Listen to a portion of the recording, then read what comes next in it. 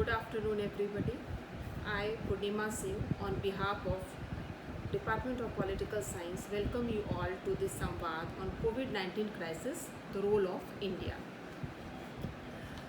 मैं इस संवाद को 4 ब्रॉड हेडिंग्स के अंदर डिस्कस करूँगी।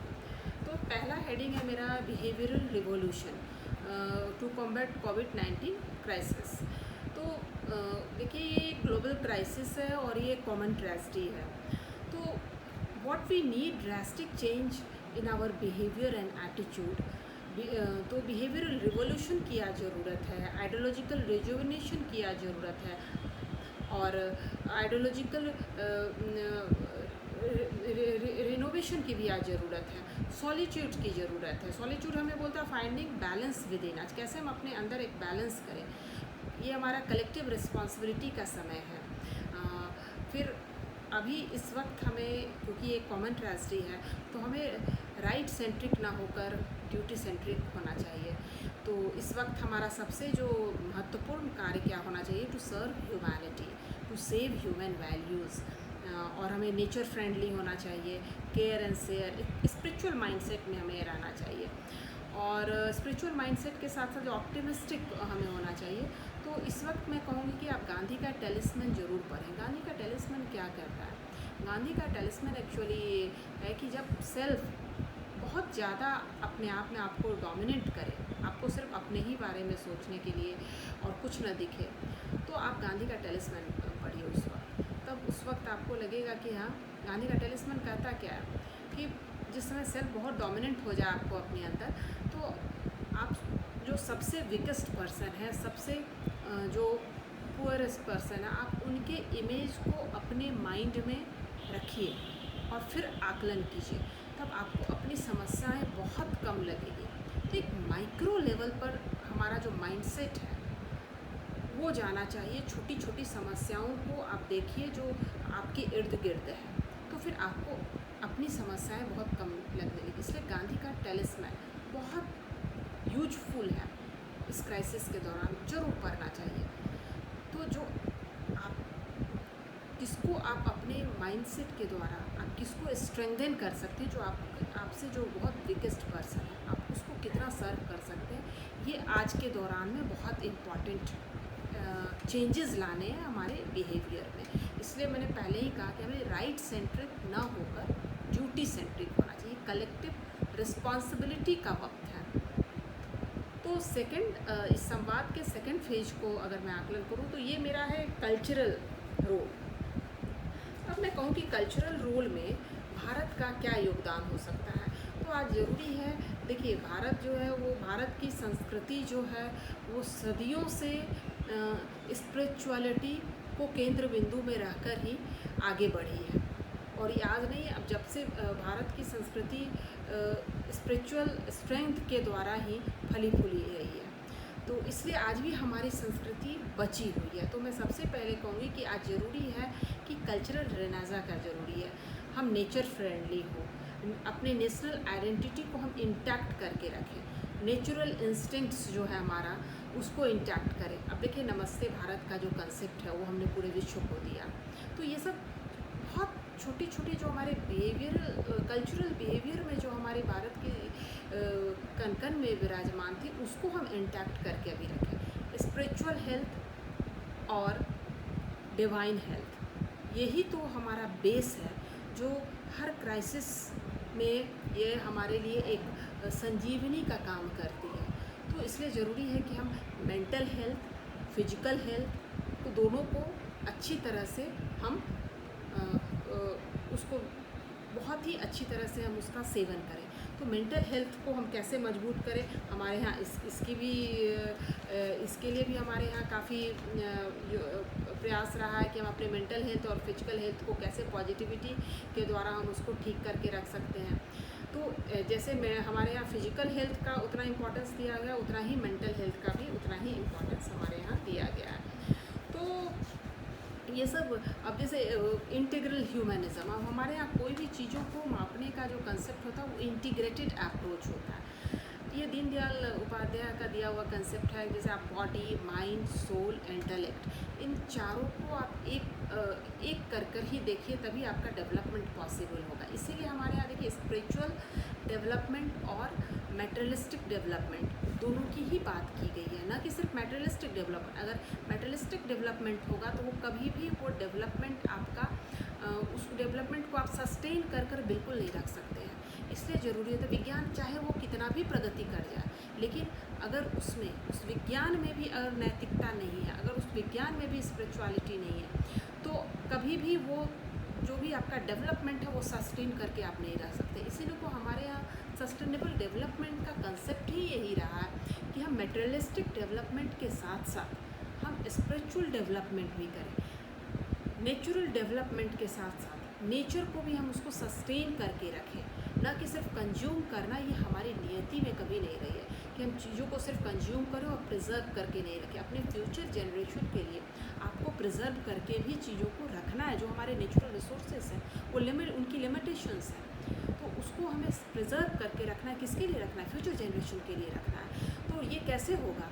और ये आपका जितना आपके पास स्पिरिचुअल स्ट्रेंथ होगा, आपकी स्पिरिचुअलिटी जितनी स्ट्रांग होगी, तभी हम आपका डेवलपमेंट भी उतना ही अच्छा होगा। तो इसके लिए ज़रूरी है कि हम स्पिरिचुअल डेवलपमेंट और मटेरियलिस्टिक डेवलपमेंट के साथ साथ डेवलपमेंट की ओर बढ़ें। और यही हमारी जो हमारी संस्कृति है, हमारी भारत की जो संस्कृति है, यही हमें इसी राह की ओर हमें आगे बढ़ने के लिए हमेशा मार्गदर्शन करती है। तो इसलिए हमने आज कहा कि एक मेंटल इम्यूनिटी और फिजिकल इम्यूनिटी आज दोनों ही इम्पॉर्टेंट है। आपका जितना मेंटल इम्यूनिटी सिस्टम जितना स्ट्रांग रहेगा, आपके फिजिकल इम्यूनिटी सिस्टम भी उतनी ही स्ट्रांग रहेगी। और ये भी बैलेंस अप्रोच है। और देखिए ये भी इंटीग्रेटेड अप्रोच है। तो हमारे यहाँ किसी भी चीज़ को देखने का जो आकलन है, मेज़रमेंट है, वो इंटीग्रेटेड अप्रोच है। हम किसी भी चीज़ को इंटीग्रल रूप में ही देखते हैं, अलग अलग तोड़ कर देखने की हमारी परंपरा नहीं रही। अब हमें फिजिकल हेल्थ बिना मेंटल हेल्थ का आपका पॉसिबल ही नहीं है। तो ये सब छोटे छोटे इंडियन टिप्स हैं जो कि आपको इस क्राइसिस को टैकल करने में हम विश्व को बहुत योगदान दे सकते हैं, क्योंकि हमारी संस्कृति इतनी उन्नत है कि कोई भी क्राइसिस हो उसको टैकल करने की क्षमता है हमारी संस्कृति के अंदर। अब देखिए आयुर्वेद का कंसेप्ट है आज, ये कितना आज पूरे विश्व के लिए एक संजीवनी सिद्ध हो रही है। योग, आयुर्वेद, ये सब क्या है आज के समय में? तो इन चीज़ों की इतनी आवश्यकता है जिसका अनुमान भी नहीं किया जा सकता है। तो ये सब छोटे छोटे इंडियन टिप्स है जिसको कि अगर अपनाया जाए तो भारत काफ़ी विश्व को देने के लिए भारत के पास बहुत कुछ रह जाएगा। लेकिन इन चीज़ों को हमें रिजुविनेट करना है, फिर से हमें इस चीज़ों को प्रैक्टिस करना है। तो ये मैं कहूँगी। तो आप अगर देखिए तो कोविड-19 क्राइसिस में आज मेंटल हेल्थ को सही रखना उतना ही ज़रूरी है जितना कि फिजिकल हेल्थ में। अब देखिए मेंटल हेल्थ को सही रखने के लिए भगवत गीता हमारे यहाँ एक क्राइसिस मैनेजमेंट, क्राइसिस का एक बहुत ही सरल उपाय है हमारे यहाँ भगवत गीता के रूप में जो हमारे पास अवेलेबल है। अब हम इस भगवत गीता को आज पूरे विश्व को हम इस ज्ञान परंपरा को हम पूरे विश्व को कंट्रीब्यूट कर सकते हैं। देखिए सेंस ऑर्गन को कैसे कंट्रोल में रखना है, अपने वांट्स को कैसे लिमिटेड हमें उसको कैसे मिनिमाइज़ करके रखना है अपने वांट्स को, ये सब चीज़ें तो भारत की संस्कृति में ही है। आप सेंस ऑर्गन को कैसे आप कंट्रोल करते हैं, ये भगवत गीता के मुझे लगता है कि चैप्टर 2 में ये एक श्लोक है कि when like a tortoise which draws in its limbs from all directions he withdraws his senses from the sense objects his mind is stable. ये श्लोक 58 है जो कि सेल्फ कंट्रोल की ओर आगे बढ़ती है। तो ये सब जो हमें सेल्फ डिसिप्लिन की ओर आगे बढ़ती है। तो सेल्फ डिसिप्लिन जो है वो हमें क्राइसिस को ऑटोमेटिकली टैकल करने में, हैंडल करने में एक इम्पॉर्टेंट रोल प्ले कर सकती है। तो अगर मैं फिर से आयुर्वेद और या आयुष्मान भारत की बात करूँ तो भारत में देखिए आयुष्मान भारत में कितने लोगों के लिए आज वरदान साबित हुआ है।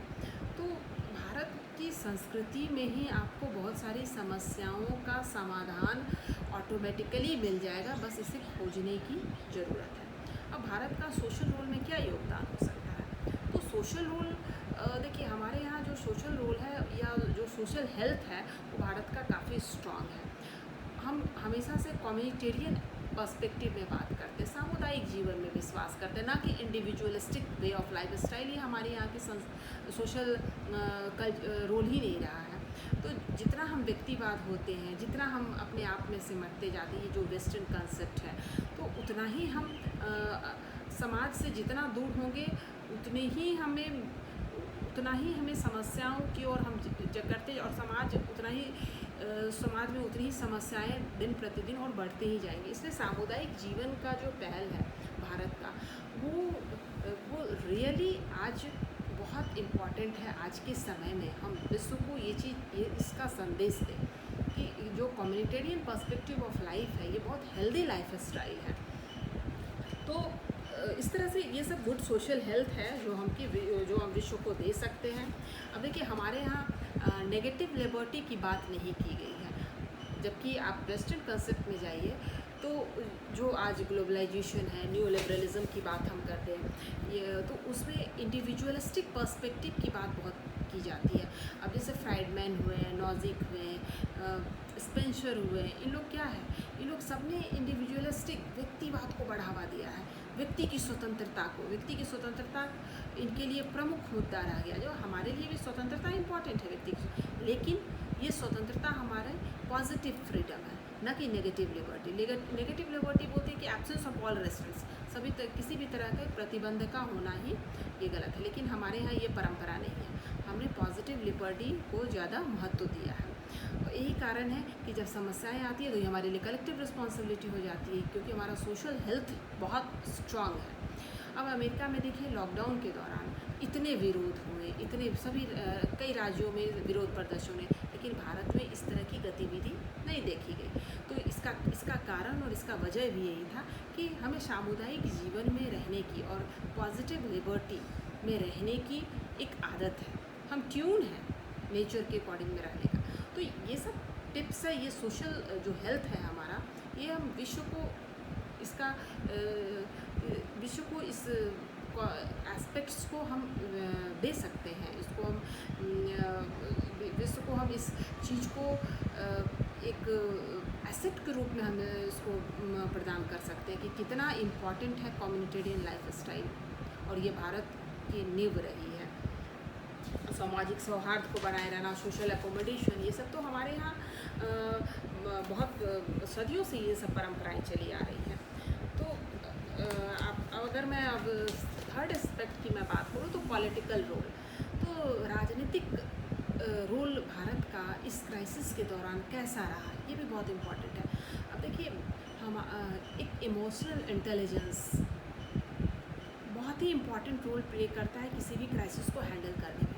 और हमने देखा कि हमारे प्रधानमंत्री ने किस तरह से इमोशनल इंटेलिजेंस के द्वारा जनता के साथ बार बार संपर्क करके उन्होंने जनता की समस्याओं को कैसे समाधान किया। आप देखिए, 7 वचन देना, उन्होंने अपने 7 वचन में बड़े बुजुर्गों का ख्याल रखना, कोरोना वॉरियर्स की देखरेख करना, ये सब क्या थे, एक अभिभावक की भांति उन्होंने जनता के साथ कनेक्टिविटी, मेंटल कनेक्टिविटी बनाए रखी। और ये बहुत इम्पॉर्टेंट होता है, किसी भी लीडरशिप की एक बहुत इम्पॉर्टेंट क्वालिटी होती है कि आप कैसे क्राइसिस को मैनेज कर रहे हैं। तो इमोशनल इंटेलिजेंस, मुझे लगता है कि इस क्राइसिस के दौरान हमारे प्रधानमंत्री का जो था वो बहुत ही सराहनीय कदम था। बार बार वो, और देखिए, एक दूसरा होता है संवाद, हम कम्युनिकेशन, ये भी लीडरशिप में क्राइसिस मैनेजमेंट के दौरान काफ़ी इम्पॉर्टेंट रोल प्ले करता है। तो कम्युनिकेशन के जरिए, पॉलिटिकल इंटेलिजेंस के जरिए, इमोशनल इंटेलिजेंस के जरिए हम जनता के साथ संपर्क को बनाए रखें, ताकि जनता को यह न लगे कि किसी भी तरह की कोई अराजकता नहीं आई, या जनता को यह न लगे कि वो अकेले है, उसको एलिनेट कर दिया गया, उसको क्राइसिस के दौरान उसके पास कोई नहीं। इस तरह की जो नेगेटिव फीलिंग्स है वो जनता के मन में नहीं आनी चाहिए। तो क्राइसिस को भी उन्होंने बहुत अच्छी तरह से टैकल किया इमोशनल इंटेलिजेंस की तरह। अब देखिए कोरोना वायरस के लिए हेलीकॉप्टर से फूलों की बारिश करवाना, घंटी बजाना या शंखनाद करना, ये सब छोटे छोटे पॉजिटिव टास्क थे जो कि बहुत इम्पॉर्टेंट रोल प्ले किए इस समस्या के आकलन में। तो बहुत अच्छा और सराहनीय कदम रहा। हमारा राजनीतिक संस्कृति जो है इस दौरान पॉलिटिकल कल्चर, वर्क कल्चर जो है वो इमोशनल इंटेलिजेंस के द्वारा काफ़ी इम्पॉर्टेंट रोल प्ले किए, और मुझे लगता है कि जनता या पूरे विश्व ने इसको सराहा है। अब मैं इकोनॉमिक रोल की बात करूं तो इकोनॉमिक रोल में देखिए भारत का जो पर्सपेक्टिव है वो वेलफेयर स्टेट का है, और हमने देखा कि किस तरह से वेलफेयर स्टेट को प्रैक्टिकल रूप देने की कोशिश की गई इस क्राइसिस के दौरान। कितने माइक्रो और मैक्रो दोनों एस्पेक्ट्स पर उन्होंने कितना इम्पॉर्टेंट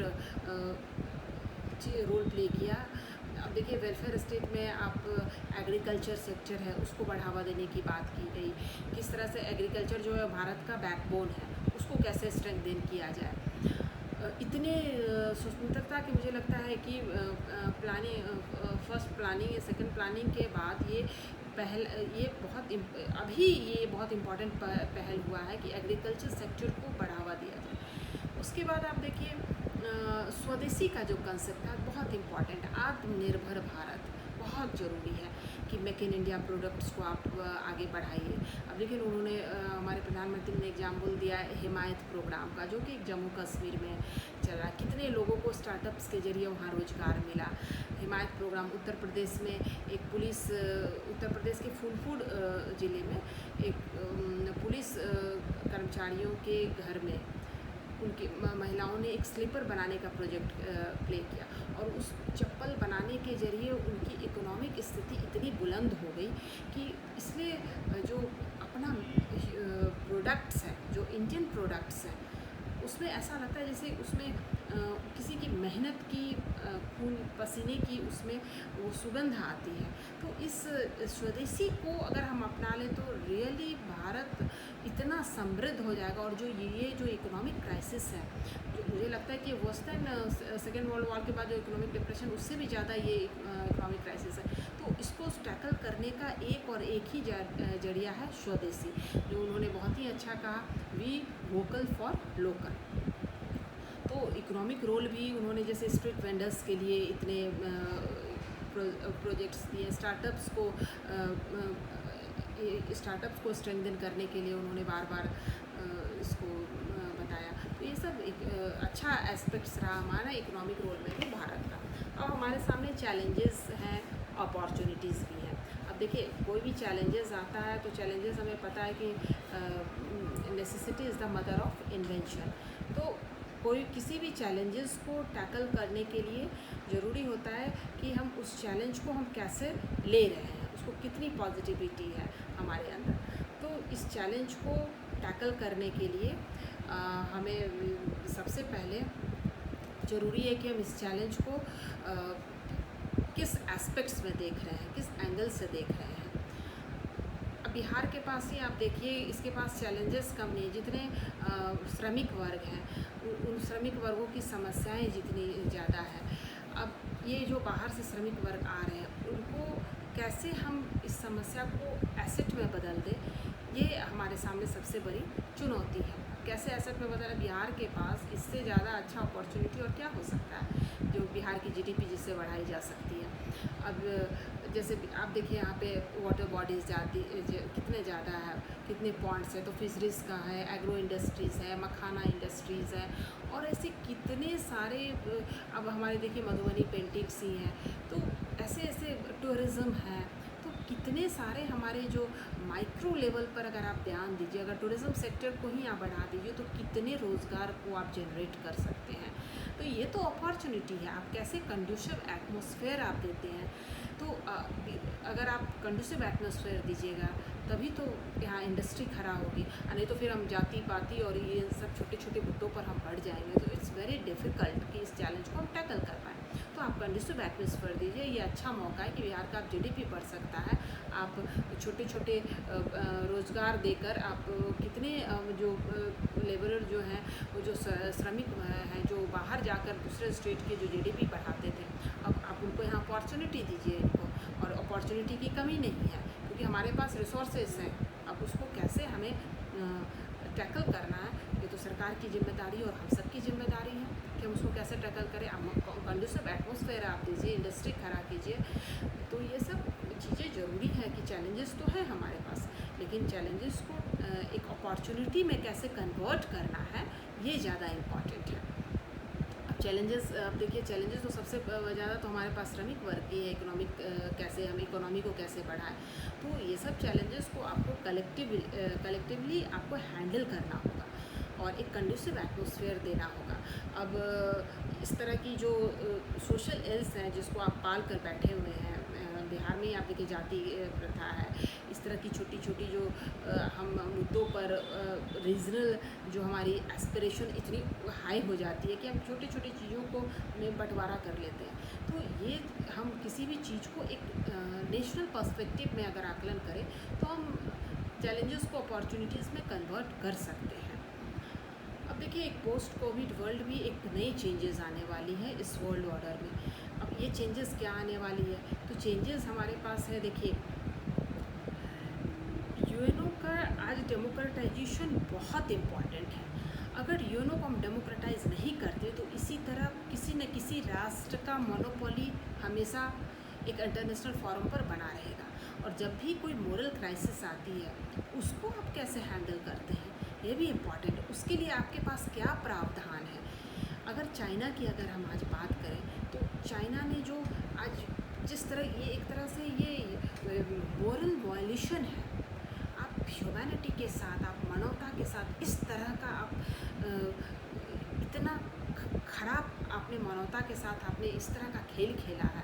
अब देखिए उसने डॉक्टर ली की बात अगर आज नहीं छिपाई होती, आज क्या पूरे विश्व में जितने भी आज को जो कोविड-19 क्राइसिस जो आज पूरे मानवता के ऊपर एक संकट की घड़ी है, ये किसकी देन है और किसकी उपज है।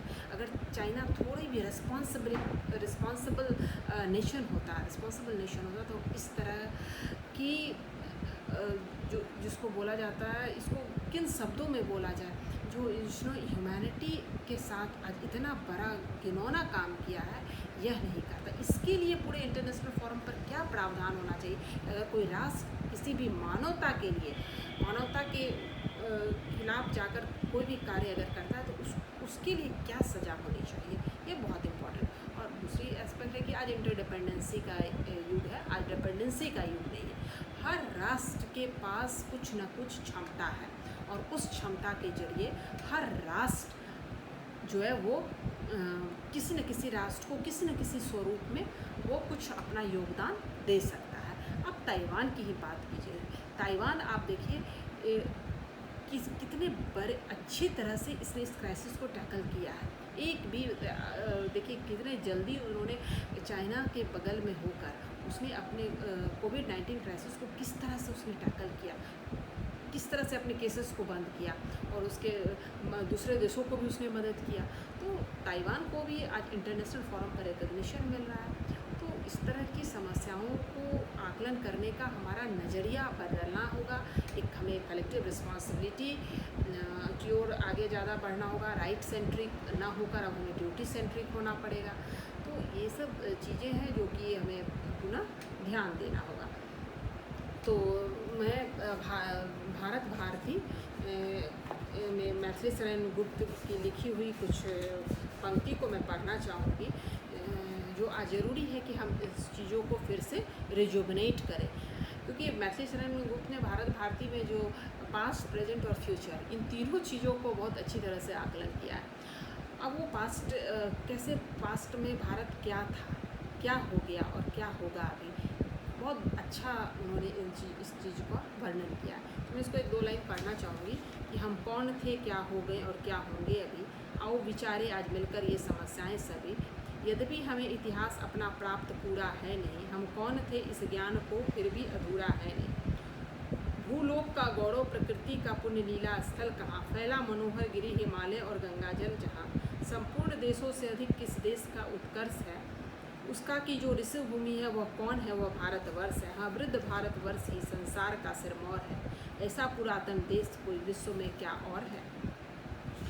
अब देखिए, उसी एक मंगल कामना करते हैं, जो मैं सोचती हूँ कि आज हम सब के लिए भी ये ज़रूरी हो कि हम पूरे विश्व के लिए यह मंगल कामना करें, कि वो मंगल कामना करते हुए भारतवर्ष के लिए करें और हम पूरे विश्व के लिए करते, विश्व बंधुत्व के लिए, क्योंकि हमारा नारा ही रहा सर्वे भवन्तु सुखिनः सर्वे सन्तु निरामया। तो इस देश को हे दीन बंधु आप फिर अपनाइए, भगवान भारतवर्ष को फिर पुण्य भूमि बनाइए। जरतुल्य जीवन आज इसका विघ्न बाधा पूर्ण है, हे रम अब अवलंब देकर विघ्न हर कहलाइए।